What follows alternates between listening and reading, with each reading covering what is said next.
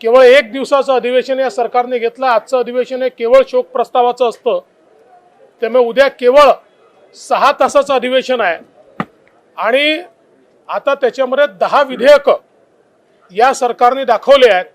याचा अर्थ चर्चाच करायची नाही, केवळ वेळ काढून द्यायचा।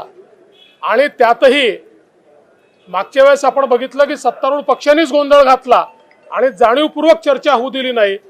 मला असं वाटतं कुठेतरी लोकांचे प्रश्न मांडता येऊ नये, शेतकऱ्यांना न्याय मिळू नये, मराठा समाजाचे प्रश्न, ओबीसी समाजाचे प्रश्न ऐरणीवर येऊ नये, म्हणून या सरकारच्या वतीनं अधिवेशनातनं पळ काढला जातो।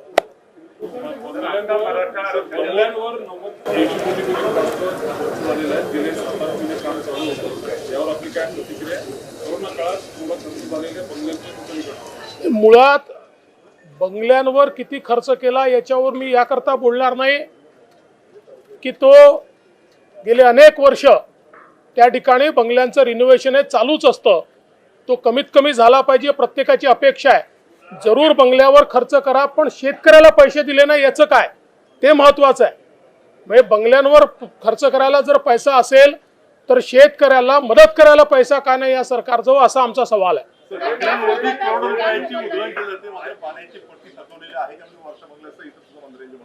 मला असं वाटतं की या संदर्भात पीडब्ल्यूडी विभागाने लक्ष घातलं पाहिजे आणि सरकारने किमान आपली थकबाकी तरी त्या ठिकाणी पूर्ण भरली पाहिजे।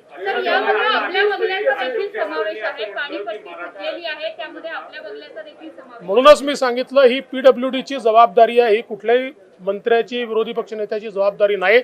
आणि ते जर भरलं जात नसेल तर ते जे भरत नाहीत त्यांच्यावर कारवाई केली पाहिजे। मुख्यमंत्री असं म्हणाले की दिल्लीमध्ये जे शेतकऱ्यांचं आंदोलन चालू आहे त्यांच्यावर जो अशुद्धूर किंवा पाणी सोडलं जातं, फवारे मारले जातात, ती परिस्थिती आणीबाणीपेक्षाही भयंकर आहे। पहिल्यांदा तर मुख्यमंत्र्यांनी महाराष्ट्रावर बोललं पाहिजे। इथल्या शेतकऱ्यांच्या आत्महत्या थांबल्या का? इथल्या शेतकऱ्याच्या बांधावर जाऊन तुम्ही तिथे त्या ठिकाणी वचन दिलं, 50,000 आणि 25,000, एक फुटकी कवडी दिली नाही। आज बोंडअळीने ग्रस्त शेतकरी, खोडकिडीने ग्रस्त शेतकरी, एक नवा पैसा त्या ठिकाणी दिला नाही। हे जगाचं बोलतात, हे अमेरिकेत काय झालं, रशियात काय झालं, दिल्लीत काय झालं, अरे महाराष्ट्रात काय डोळे तुम्ही त्या ठिकाणी दिवे लावले ते बोला ना। महाराष्ट्राची इतकी वाईट परिस्थिती आहे, आज मराठा आंदोलकांना तर घरात घुसून मारून राहिले, घरात घुसून त्यांना जेलमध्ये टाकलं चाललंय। म्हणजे या ठिकाणी आंदोलनही मराठा समाजाने करू नये अशा प्रकारची आणीबाणी लागली आहे, त्याच्यावर ते बोलत नाहीत। कारण महाराष्ट्रावर बोललं तर ते उघडे पडतात आणि म्हणून दिल्लीवर बोलणं चाललंय। दिल्लीमध्ये तर रोज आंदोलन चाललंय, कोणी आंदोलकाला रोखलेलं नाही।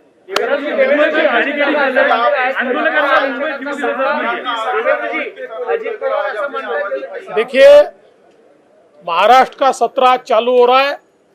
ये सरकार चर्चा से भागने वाली सरकार है। मात्र एक दिन का अधिवेशन इन्होंने लिया, उसमें भी केवल 6 घंटे चर्चा होगी, उसमें भी 10 बिल उन्होंने डाल दिए ताकि किसानों के विषय पर, मराठा आरक्षण के विषय पर, ओबीसी के विषय पर चर्चा ही न हो। इस प्रकार का ये दाव खेलने का प्रयास इस सरकार की ओर से हो रहा है। लेकिन विपक्ष के रूप में हमने तय किया है कि राज्य में किसानों की परिस्थिति बहुत खराब है, किसानों को कोई मुआवजा नहीं मिला है। पूरे महाराष्ट्र में बहुत बड़े पैमाने पर किसानों के साथ अन्याय हो रहा है और इसलिए हमने ये तय किया है कि इस प्रकार से किसानों पर अन्याय करने वाली, मराठा समाज पर, ओबीसी समाज पर अन्याय करने वाली जो सरकार है, इस सरकार के खिलाफ हम आवाज बुलंद करेंगे। तरीके से कल सीएम ने कहा कि दिल्ली में जो कुछ हो रहा है वहां पर आपातकाल जैसी परिस्थिति है और अपोजिशन यहाँ के किसानों की बात कर रहा है और दिल्ली में जिस तरीके। देखिए, मैं तो मुख्यमंत्री से पूछना चाहता हूँ, दिल्ली क्यों देखते हो, अपने देश में, अपने प्रांत में देखिए। महाराष्ट्र में रोज किसान मर रहे हैं, उनकी आत्महत्या हो रही है। महाराष्ट्र के किसान की फसल पूरी बर्बाद हो गई, एक नए पैसे की मदद दी नहीं है। वहां तो कम से कम किसानों के आंदोलन को चलने दिया जा रहा है।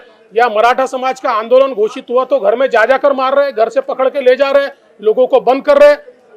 ये एक प्रकार से हम ये कहते हैं कि यह आपातकाल है।